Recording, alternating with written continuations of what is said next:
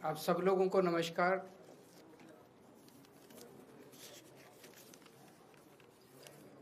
प्रधानमंत्री जी ने कहा है कि देश बेहद आर्थिक संकट से गुजर रहा है और इस वजह से उन्होंने देश के एक लोगों को अपील की है ये 7 स्टेप उठाने के लिए, ये 7 कदम उठाने के लिए। एक तो ये कि वर्क फ्रॉम होम करो, सोना खरीदना बंद करो, कम से कम सोना खरीदो। तीसरा, तेल की बचत करो, पेट्रोल डीजल की, पब्लिक ट्रांसपोर्ट इस्तेमाल करो। चौथा, फर्टिलाइजर्स का कम से कम इस्तेमाल करो, नेचुरल फार्मिंग करो। पांचवा, फॉरेन प्रोडक्ट्स कम से कम इस्तेमाल करो और फॉरेन एक्सचेंज बचाओ। छठा, कुकिंग ऑयल कम से कम इस्तेमाल करो। और सातवां, फॉरेन ट्रैवल बंद करो, विदेशों में जाना बंद करो। हमारे देश 1950 के बाद से अभी तक ऐसे कई समय आए जब देश अलग अलग संकटों से गुजरा। कभी अलग अलग देशों से युद्ध हुआ, चीन से, पाकिस्तान से, आर्थिक मंदी से भी गुजरा। लेकिन इतने कठोर कदम आज तक कभी किसी प्रधानमंत्री ने देशवासियों को लेने के लिए नहीं कहे। मुझे याद है लाल बहादुर शास्त्री जी ने भी देश के लोगों से अपील की थी, इंदिरा गांधी जी ने भी एक समय सोना ना खरीदने की अपील की थी, अलग अलग अपीलें की थी अलग अलग प्रधान। इतनी कठोर अपील, इतनी सारी 7 इतने बड़े कदम आज तक कभी किसी ने नहीं लिया। पूरा देश इस वक्त सदमे में है।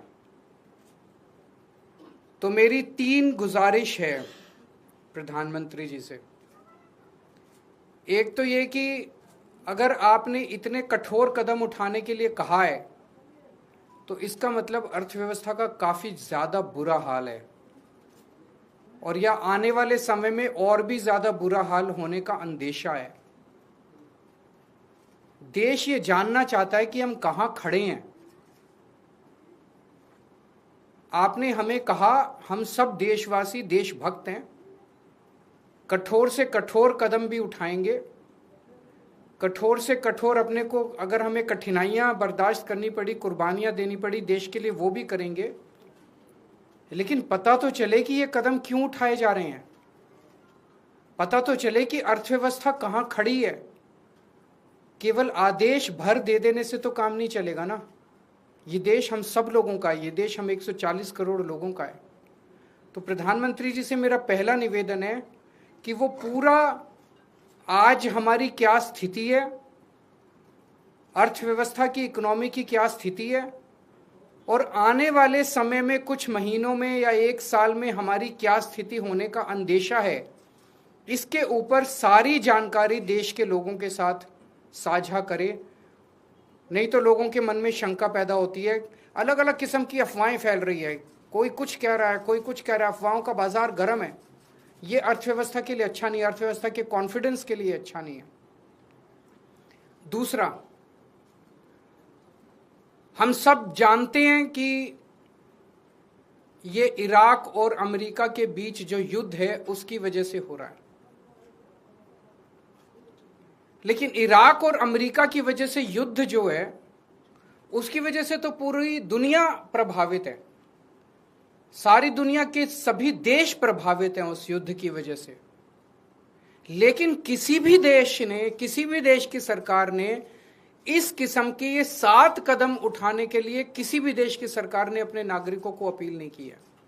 एक भी देश नहीं है। किसी ने कुछ एक स्टेप, किसी ने 2 स्टेप, किसी ने, लेकिन ये 7 इतने कठोर कदम उठाने के लिए एक भी देश की सरकार ने अपने नागरिकों को अपील नहीं की है। इससे मन में शंका पैदा होती है कि कहीं स्थिति केवल इराक अमेरिका के युद्ध की बजाय और भी कहीं स्थिति कुछ और ज्यादा खराब तो नहीं है। हमारा देश किन परिस्थितियों से गुजर रहा है।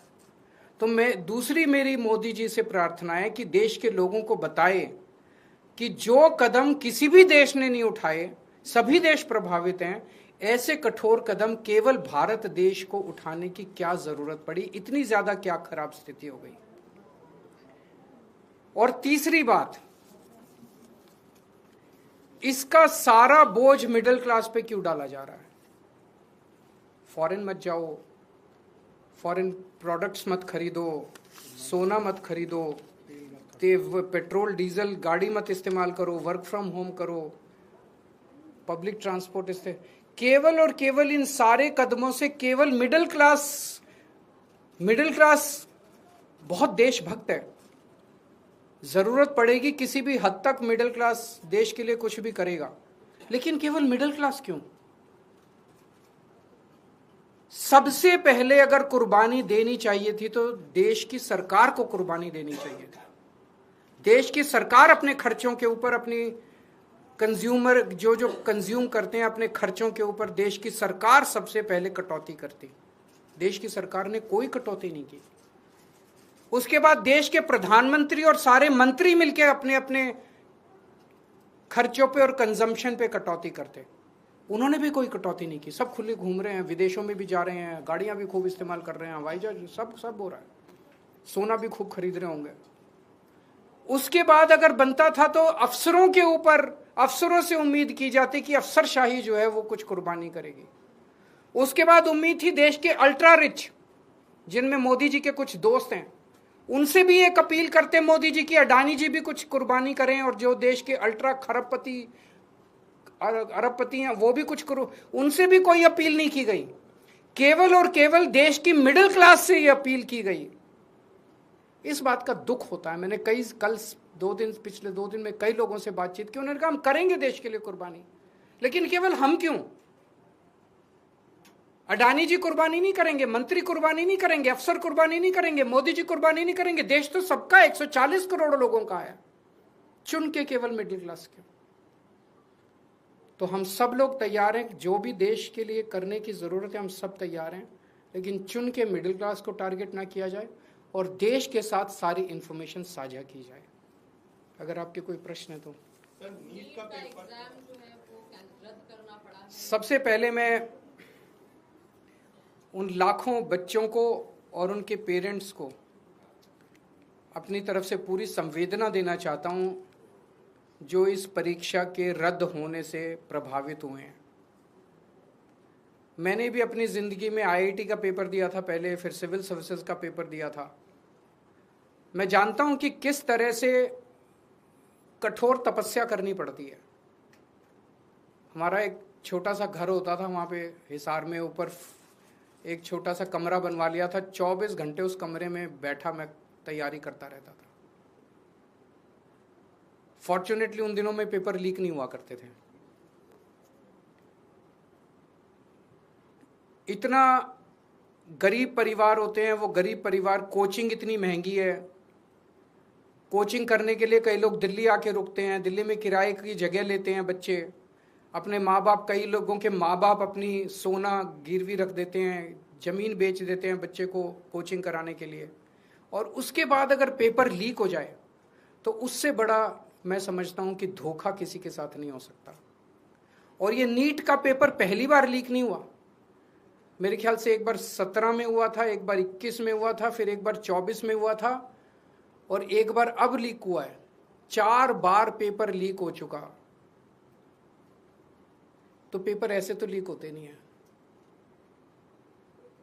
इसका मतलब बहुत बड़े स्तर के ऊपर कुछ ना कुछ तो कल्यूजन है, मिली भगत है, पॉलिटिकल पेट्रोनेज है। मैं ये जानना चाहता हूं जिन्होंने 2017 का पेपर लीक किया था वो आज कहां हैं? उनको सजा मिली? जिन्होंने 2021 का पेपर लीक किया था उनको सजा मिली? जिन्होंने 2024 का पेपर लीक किया, सबकी बेल हो गई, सारे बाहर हैं। सबको कह दिया गया अब अगले पेपर के लीक करने की तैयारी करो, और वो कर रहे हैं। पेपर लीक पे लीक पे ये चल क्या रहा है इस देश के अंदर? और मैं पूरी जिम्मेदारी के साथ कहता हूं, सरकार चलाना कोई आसान काम नहीं है। सरकार चलाना बहुत मुश्किल काम है। जिन लोगों से एक पेपर ठीक से नहीं होते बिना लीक करवाए, वो सरकार क्या चलाएंगे? मिले हुए हैं ये लोग। It is a case of complete कल्यूजन। लाखों करोड़ों बच्चों के भविष्य के साथ खिलवाड़ किया जा रहा है, उन सब बच्चों के साथ मेरी संवेदनाएं हैं और मैं उन सब बच्चों को बोलना चाहता हूं कि सड़कों के ऊपर उतरना पड़ेगा। यह सरकार केवल और केवल जन आंदोलन की भाषा समझती है और केजरीवाल आप लोगों के साथ है। Thank you.